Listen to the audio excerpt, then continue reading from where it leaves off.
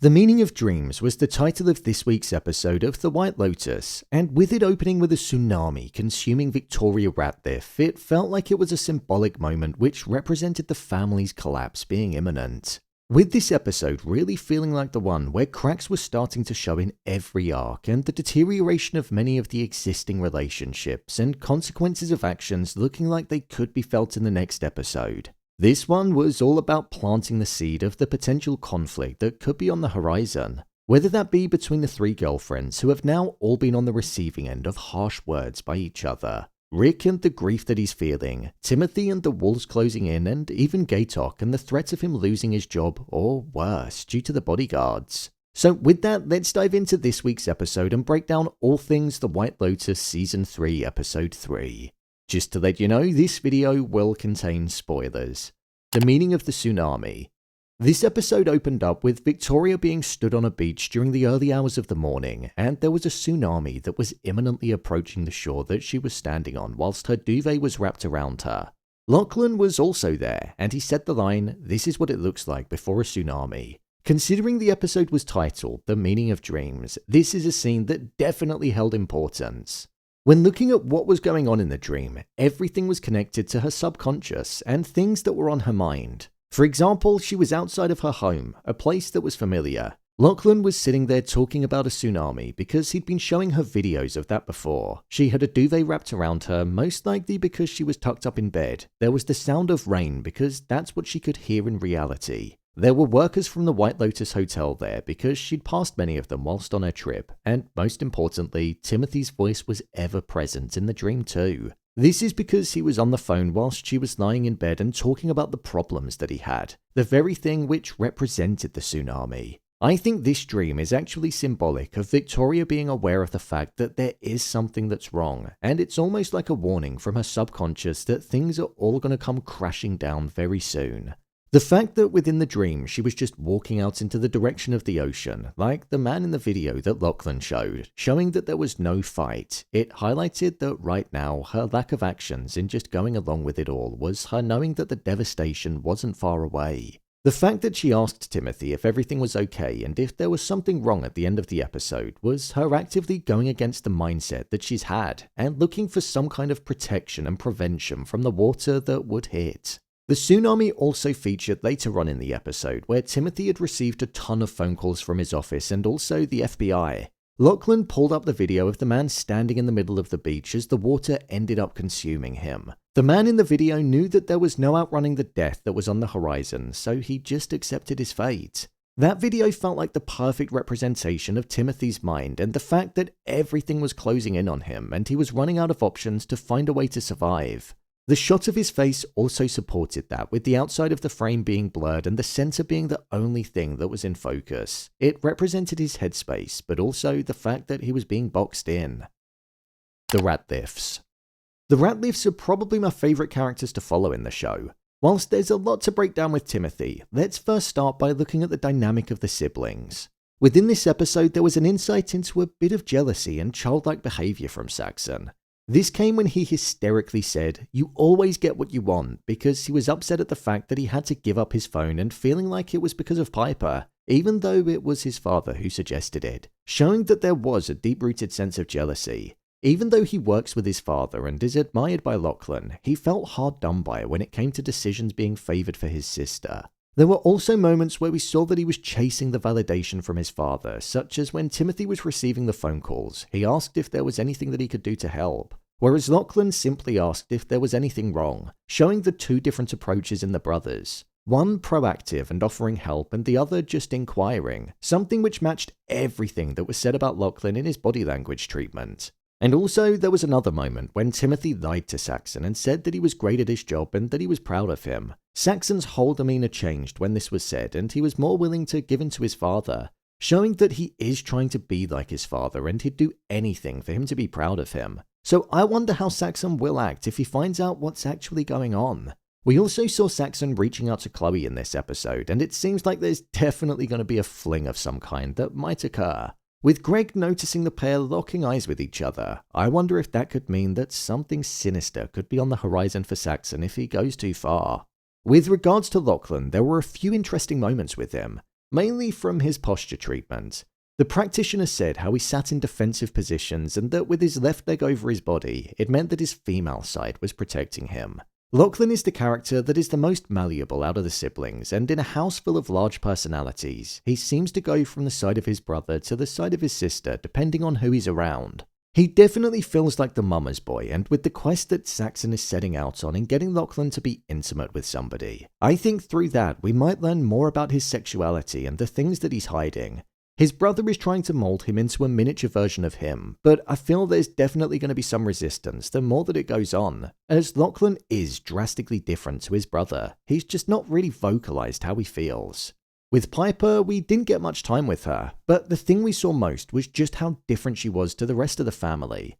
We saw that she was looking to meet with Luang Po to discuss the year's program that she was interested in doing, and whilst she was walking around, it was the one time that I feel we've actually seen her comfortable and in an environment where she seems happy. Saxon diminished the value of her opinion and beliefs in this episode by saying that Piper was having a Buddhist identity crisis, rather than it being something that she actually believed in. So it further cemented that divide that was there between her and her older brother. Now, the man himself, Timothy Ratliff. I feel this was probably the least we heard him speak in an episode, and if I learned anything from the posture correction specialist with Lachlan, look at how Timothy is sat. It screams defensive, hunched over, and he's holding a pillow so it blocks his body like it's some kind of shield. This is the face of a man that's on the cusp of losing it all and is seeing no way out of it. Timothy was absent from a lot of conversations and was just within his own head during the episode. He was staring into space, not really responding, and just didn't look present in the room at all. I feel like he genuinely resonated with that person that was taken by the tsunami when he watched the video. He definitely saw himself in that. The blurring on the edge of the frame of certain shots of him showed the fogginess in his mind and the fear that he had. And even the position of the camera highlighted that when they were all sitting around the table, the shot being slightly under his head and closer than everybody else. It really symbolized that the pressure was getting to him and the walls were getting tighter around him. With the phone constantly going off at the table and the vibration of it being a motif that felt so sinister by the end, it was a nice touch. When he was sitting with his head in his hands, the focus on his wedding ring really stood out to me. It almost implied that the thing that he cared about most and the people that he valued were going to be destroyed by his actions, and there was nothing he could do about it. He even ended up taking those sleeping tablets that Victoria gave him, despite the fact that he said that he was a man that didn't take medication unless it was needed. But with him secretly taking one in the evening before bed, it showed that the sleeping state is a place where he prefers to be right now, not within his own reality. There were theories going around about him potentially ending things, and it is making me wonder if he's being driven to that point, because it does look like we're witnessing the decline of a frightened man that literally said, "I'd rather die than go to prison." Rick and Chelsea. After the Ratliffs, I feel like Rick is proving to be one of the most interesting and complex characters too. From the off, within this episode, he met with Kun Shritala. Am I saying that right? I think so. And he lied to her and said that he was in the entertainment industry and was working on a project and wanted her to meet with the director. This was all a ruse so that he could get closer to meeting with Jim Hollinger, her husband, something that I feel could be connected to his revelation that happened when in his session with Amrita. During his session, it was almost as if he was grieving something, and he said how he'd made many mistakes in his life and that it could have been that. But as the session went on, he discussed his father, who he found out was murdered before Rick was born, and he said that he was a good man. It was as if Rick was mourning the relationship that he never got to have with him. Rick said, "I can't get my life back, but maybe I'll get some satisfaction." This is really making me think that it could have been Jim Hollinger that was responsible for the death of Rick's father, and he could be looking to get revenge for the man that he never knew, but really wished that he did, and the satisfaction that he's after could come from killing Jim.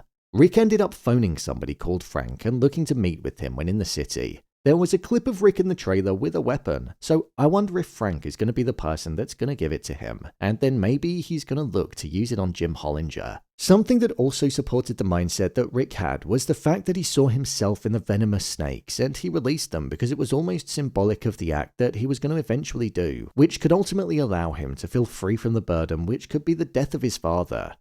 Laurie, Jaclyn, and Kate. These three characters didn't get too much of a focus, but the main thing that we did see with them was that they've now all been on the receiving end of the cattiness and secret chats about the other when the other is in bed. In the first episode, it was Laurie, and it was about her parenting and career. In the second episode, it was about Jaclyn and her relationship. And in this episode, it was now about Kate and her political views. I previously said that I didn't think that anything dangerous would come from their arc, but the look on Kate's face, I don't know anymore. I feel like there could be. I originally thought that it was just going to represent the cattiness of friends and the talking behind each other's backs, but I feel the destruction of their friendship could be something that leads to deadly consequences. They all tell each other different things and are cruel about the other to the other, so I feel like there's no true sense of trust that's between them. With Jaclyn also egging Laurie to get closer with Valentine, we could see something develop between them. But as of right now, with every character having spoken about the other, I think we're going to see some confrontation finally erupting between them. You just can't fake being that nice for that long. Belinda and Greg. Oh, now this is where it got really interesting. Belinda recognized Greg, and the Queen Witch's Tanya even got a mention by name. However, with Belinda showing interest in Greg and confronting him at his table about his identity, I think she's just put a target on her back when she could have just stayed quiet and not drawn any attention. Greg and Chloe are clearly up to something, and Belinda could end up throwing a spanner in the works for whatever con it is that they're trying to do. Chloe knew of Greg's past, but a warped version of it, as she said that he was once married to a psycho and that she died in the ocean, which isn't too far from the truth. At first, I thought Chloe was fully aware of who Greg was, but maybe she's just as in the dark as what others are. I think there's definitely some kind of romance that's blossoming between Belinda and the therapist that she's working with, as there was some romantic tension that was there when he walked her to the door for the evening. The noise that Belinda heard in the room isn't something that I feel is a threat, but I think it's more so showing that the nature and the animals that inhabit that forest are there. They're present and they're ever watching, so you're never truly alone. Something I've said a couple of times over the past few weeks, but I can't help but think that it's true. Gaitok. Gaitok is a character that now also feels like he's under threat. Does anybody know why those bodyguards hate him so much? Are they just jealous of his relationship with Mook, or are they just genuinely like that? Because from what I've seen, he's done nothing to warrant that treatment.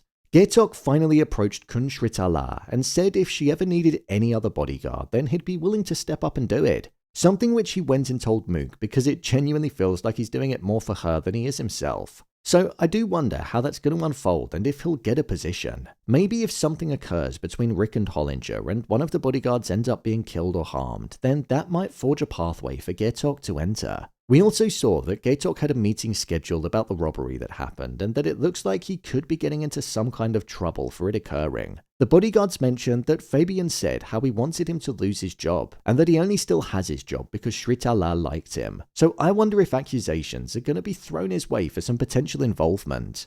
My review of the episode. I thought this was a good episode of the show. I feel like this episode truly marked the first moment where issues were arising for all of the characters. And then in the next episode, I feel we're going to see the cracks getting stronger and the foundations between them all getting weaker. I think Timothy and Rick's stories are definitely the most interesting, engaging, and it feels like they have the most at stake. So I'm looking forward to seeing how they're going to unfold. One element of the score that I thought was creative this week was that during certain scenes, ones that had romantic tension such as Valentine and Laurie, there was moaning that was incorporated into the music. In fact, the music in the background felt quite vocal this week when compared to before, and I thought it provided a slightly different experience. But the one I'm talking about specifically felt like it brought that feeling to the forefront. One thing I like about the show is that in every episode you get the breakfast, you get the day, and then you get the evening meal. The true formulaic structure of an actual holiday. It's such a simple structure to follow, but it just works so well with watching everything unfold for all of the characters. This probably wasn't my favourite episode of the season in terms of the story and development, but I think in terms of creativity it was up there. The decisions behind certain shots and even the score just allowed this one to feel really immersive, with many of the characters looking like they're going to be going out on Greg and Chloe's boat in the next episode. I'm intrigued to see how the tension's going to play out and if anything eventful is going to unfold. So, there you have it, The White Lotus Season 3 Episode 3 Ending Explained. If you want to see more breakdowns on The White Lotus Season 3, then click on the card in the top corner. There'll be a playlist there. And don't forget to subscribe so you don't miss a video. Thanks for tuning into this week's breakdown on The White Lotus, and I'll see you in the next one.